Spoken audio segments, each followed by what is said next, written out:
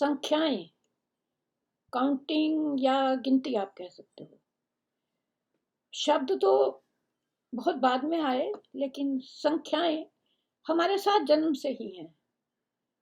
जन्म से मीन्स जब से माँ के पेट में हम गर्भ धारण करता है, तभी से संख्याएं का निर्माण शुरू हो जाता है। कैसे? गर्भ में जब निर्माण हो रहा था हमारी हड्डियों का, रक्त कणों और कोशिकाओं का, उसके साथ साथ ही संख्याएं भी निर्मित होती जा रही थी। कैसे? एक हमारी देह की वो संख्या है, बॉडी एक हमारी देह की वो संख्या है जिसमें देह की सारी संख्याएं समाहित हो जाती हैं। ऐसा समझो आप, बॉडी एक, उसमें शरीर में सारी संख्याएं समाहित हो जाती हैं। कैसे? जैसे आंखें दो ही हैं, पुतली दो है उसमें, आईब्रोज दो हैं उसमें, और उंगली 3 है। आप कहेंगे उंगली तो 5 है, 5 नहीं है, उंगली 3 है। ये तो अंगूठा है, ये तर्जनी कहते हैं इसको। तो 3 है उंगली, लेकिन उनकी ये है ना, जैसे उंगली ये 3 है, ये जड़ 1 2 3, ये जड़ जो है उनकी 1 है। उंगली 3, जड़ 1। और हृदय के हिस्से, हृदय 1, हिस्से 4, उसमें रहने वाला 5। आप कहेंगे कि हिस्से तो 4 हैं, 5 कैसे? हमारा हृदय 1 है, पंच परमेश्वर भगवान उसमें निवास करते हैं। यहां तक तो आ गई 5 की काउंटिंग। और आगे की सारी संख्याओं को शरीर में तलाशना, ये भी एक गेम है, एक खेल है।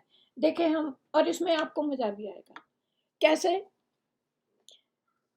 शरीर 1, आंखें 2, उंगली 3, हृदय के हिस्से 4, रहने वाले परमेश्वर उसमें पंच परमेश्वर। और आगे की जो संख्या है उसको हम जरा गौर से देखें। संत कबीर जी ने क्या कहा था बॉडी पार्ट्स के बारे में? उन्होंने कहा था कि 9 द्वारे का पिंजरा, तामे पंछी पौन। मतलब ये शरीर जो है हमारा नव द्वार है, उसमें एक आत्मा निवास करती है। और अंतिम समय में से वो एक आत्मा इन नव द्वार में से किसी एक द्वार में से निकलकर चली जाती है और परमेश्वर में विलीन हो जाती है, परमात्मा में विलीन हो जाती है। तो वो नव द्वार कौन कौन से हैं? 2 आंखें, नाक के 2 नथुने, 2 कान, 1 मुंह, ब्रह्मरंध्र इत्यादि।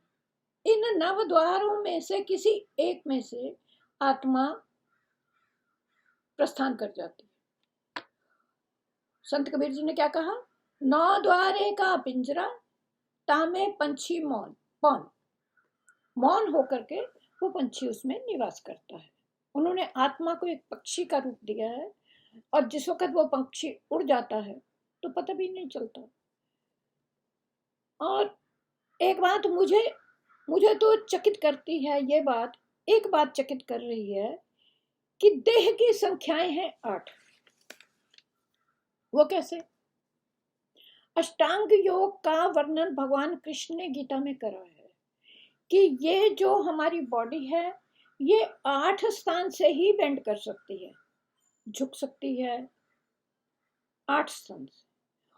और ये 8 की संख्या निर्धारित करती है, ये देह की जो संख्या है। क्योंकि ये शरीर 8 स्थान से मुड़ सकता है, इसलिए भगवान कृष्ण का एक नाम अष्टावक्र भी है। अष्टावक्र गीता में उन्होंने इस अष्टांग योग का वर्णन करा है। और ये जो आंखें हैं, ये सप्त रंग देख सकती हैं, 7 रंग एट ए टाइम देख सकती हैं। हम गिनती कर रहे हैं कि संख्या कैसे बनी। हमारी माता के गर्भ में ही यह संख्या बढ़नी शुरू हो जाती है। सप्त रंग दिखते हैं आंखों को। कैसे? इंद्रधनुष आकाश में आता है, एट ए टाइम हम 7 रंग देख सकते हैं, वैसे इम्पॉसिबल है। और आगे छठा, जीभ एक 6 स्वादों का वर्णन वो करके फौरन बता सकती है, खट्टा, मीठा, फीका, कड़वा इत्यादि। इसका भी वर्णन भगवान कृष्ण ने गीता में करा है, षट रस वर्णन। और षट रस भोजन के स्वाद का वर्णन भगवान कृष्ण ने गीता में स्वयं करा है। तो देखिए, एक से बना कैसा प्यारा शब्द है, एका, यूनिटी। Unity is strength. जिस परिवार में यूनिटी है वो एक दूसरे के बिना रह ही नहीं सकते।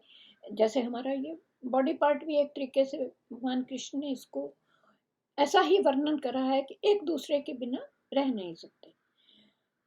और उस एक के बिना जिंदगी, दुनिया की शुरुआत ही असंभव थी। अगर वो एक नहीं होता, बॉडी नहीं होती, तो इस दुनिया की शुरुआत ही असंभव थी। संख्याएं, काउंटिंग, गिनती जो है, ये शब्दों की पूर्वज है। शब्द बाद में आए, संख्याएं पहले आई थी।